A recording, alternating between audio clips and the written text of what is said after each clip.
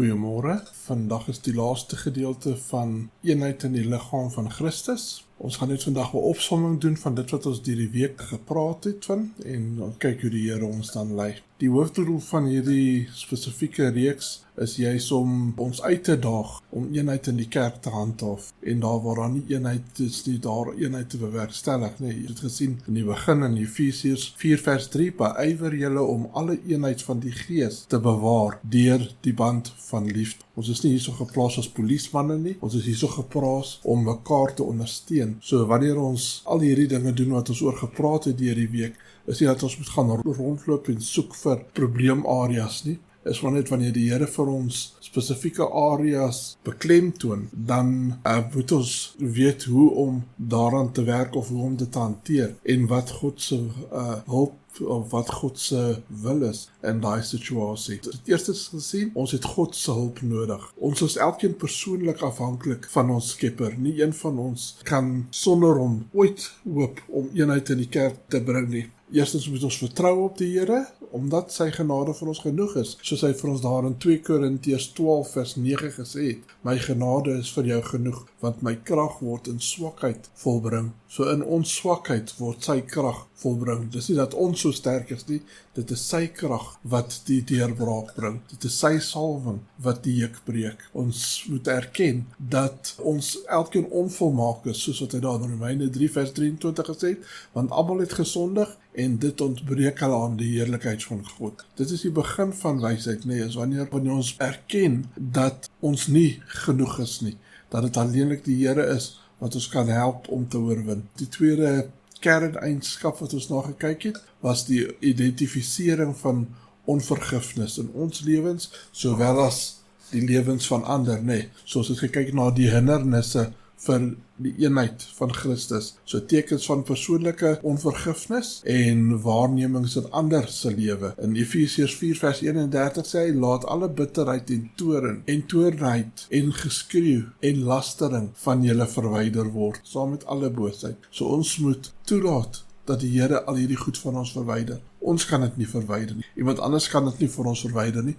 Is alleenlik wanneer ons kom na die Here en ons vertrou op hom, dat hy ons sal kan help om dit te doen. Ons moet hom toelaat om ons te vergewe. Ons moet hom toelaat om ons te help om ander te vergewe. En ons moet ander vergewe deur Christus wat ons die krag gee. In Hebreërs 12 vers 15 sê hy, pas op dat niemand van die genade van God afvallig word. Ons is mekaar se oppassers. Ons moet niks doen wat die volgende ene rede gee om weg te val of om afvallig te word. Die grootste leuen wat daar buite is dat as jy eers in God se hand is, dat niemand jou daar kan uitvat. Jy kan jouself daar uitvat as jy toelaat dat die wêreld jou mislei. Dit is een ding wat telke maal in die Bybel gesê word, is dat ons moet oppas dat niemand ons van die genade af wegtrek van die Here nie. So ek gaan weer daai vers lees in Hebreërs 12 vers 15. Pas op dat niemand van die genade van God afvallig word nie, dat geen wortel van bitterheid opskiet en onrus verwek en baie daardeur besoedel word.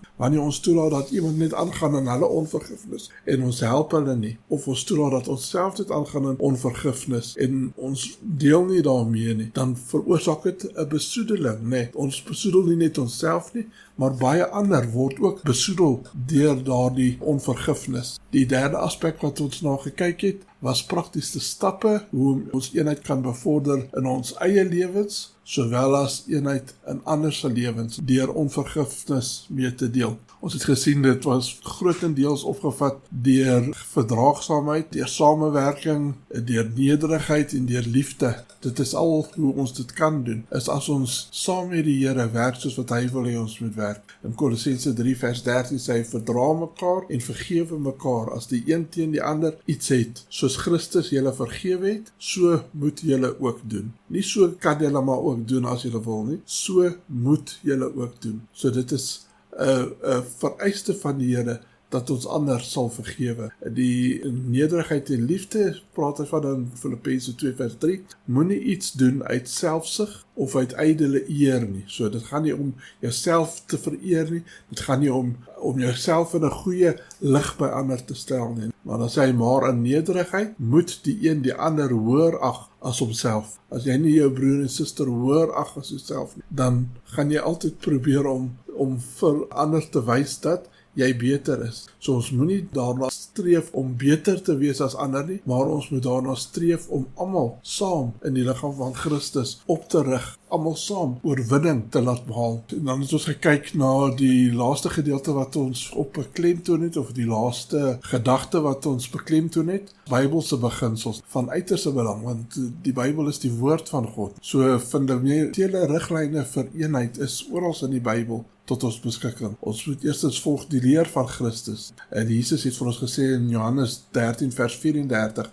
'n nuwe gebod gee ek aan julle, dat julle mekaar moet lief hê, soos ek julle lief gehad het, moet julle ook mekaar lief hê. Weereens, nie as ons wil nie, maar ons moet mekaar lief hê. Dit is die absolute wil van die Here, dat ons mekaar moet lief hê, dat ons mekaar moet vergewe. En dan die laaste punt vir vandag is dat ons in eenheid in Christus moet voortgaan. 1 Korintiërs 12 vers 12 sê dit, want net soos die liggaam een is en baie lede het, en al die lede van die liggaam, alhoewel dit baie is, een liggaam is, so ook Christus. So as ons sê, ons is kinders van die Here en ons is nie bereid om te werk met die res van die liggaam van Christus nie, dan stel ons een kant, dan amputeer ons onsself van die liggaam van Christus. As ons nie bereid is om mekaar op te bou nie, as ons nie bereid is om mekaar te vermaan partykeer nie, as ons nie bereid is om mekaar liefde te gee, om mekaar te help as daar so 'n nood is nie, dan sny ons onsself af van die liggaam van Christus. As ek my hand van my afsny, is daai hand niks meer vir my van enige doel nie. Ek kan hom nie meer gebruik nie. So as ons onsself afsny van die liggaam van Christus, dan is ons nie meer van nut vir Christus. Ons moet deel wees van hom en deel bly van sy liggaam. Die krag van 'n verenigde kerk is soveel sterker as wat ons individueel net elkeen op sy eie aangaan. Wanneer die liggaam van Christus in eenheid leef, is dit 'n kragtige getuienis vir die wêreld. Jesus bid so in Johannes 17 vers 20 tot 21, maar ek bid nie vir hulle alleen nie, maar ook vir die wat deur hulle woord in my sal glo. So dit verwys na ons. So hy het nie net gebid vir sy disippels daar nie, maar vir ons wat sy woord lees. Hy bid vir ons ook, dat ons ook saam met hom een sal wees. In vers 21 sê hy, dat almal een mag wees, net soos u Vader in my en ek in u, dat hulle ook in ons een mag wees, sodat die wêreld kan glo dat u my gestuur het. Daar sien ons die hele doel van dit alles, is sodat die wêreld kan sien dat ons Skepper vir Jesus gestuur het as ons verlosser, as ons volmaakte voorbeeld, as die ene deur wie ons redding kan verkry. Hy is die enigste weg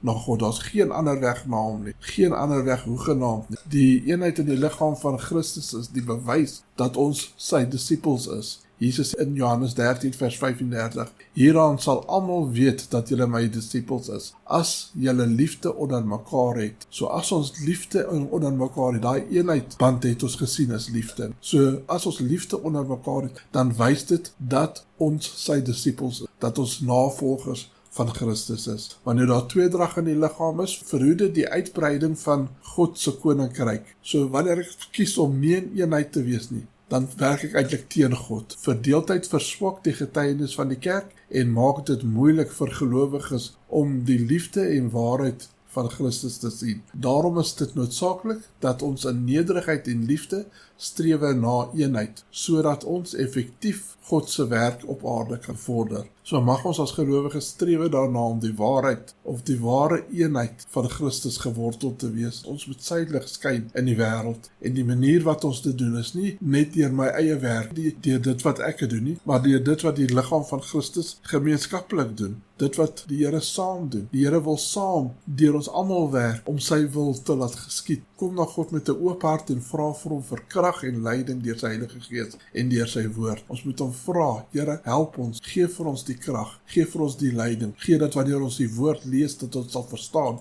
gee vir ons 'n liefde vir die woord, om dit te wil lees, maak dit oop in ons harte. Alleenlik die Here kan ons help om ware vergifnis, eenheid en liefde in ons harte te vestig. Ons kan dit nooit op ons eie doen nie. So laat ons bid dat sy Gees ons lei om mekaar lief te hê, soos hy ons lief het. Amen. Here, ons vra dat U elkeen wat geluister het na hierdie woord, Here, dat U in ons elkeen se lewens sal werk. Ons weet ons, nie een van ons is volmaak nie. Ek het baie werk nodig nog in my lewe.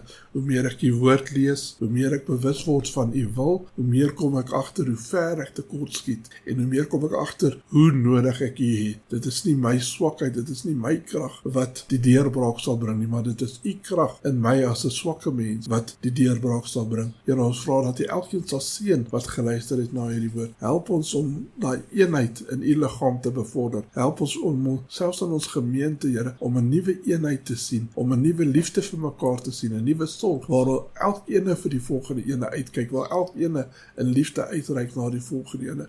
Dit is nie net sekere van ons se werk nie, dit is nie net die pastore se werk nie, dit is nie net die kerkraadslede se werk nie, dit is elke persoon se werk om in liefde teenoor elke ander persoon uit te reik. En dit is wat ons vra, Here. Kom reik U deur ons uit. Ons is bereid om U hande te wees, ons is bereid om U voete te wees. Ons is bereid om deel te wees van die liggaam. As ons dalk geamputeer is, as ons dalk afgesny is, Here, vra ons, help ons om weer deel te word daarvan. Alleenlik U kan vir ons werklik deel maak van die liggaam, soos wat U ons wil hê. Alleenlik U kan vir ons werklik weer inent in U liggaam in. Here, dit is nie vir een van ons om net een kant te staan om ons eie beeldjie te blaas of om ons eie bedieningkie te bevorder nie. Dit is vir ons elkeen beskore om eenheid in die liggaam van Christus te soek. Here, om nie onsself te verheug nie, maar om U te verhoog. Ons sê dit, dankie dat U daar is vir ons. Dankie vir die werk wat U al reeds in ons lewens gedoen het. En Here, ons sê ook dankie vir dit wat U nog vorentoe vir ons gaan doen. Seën ons as 'n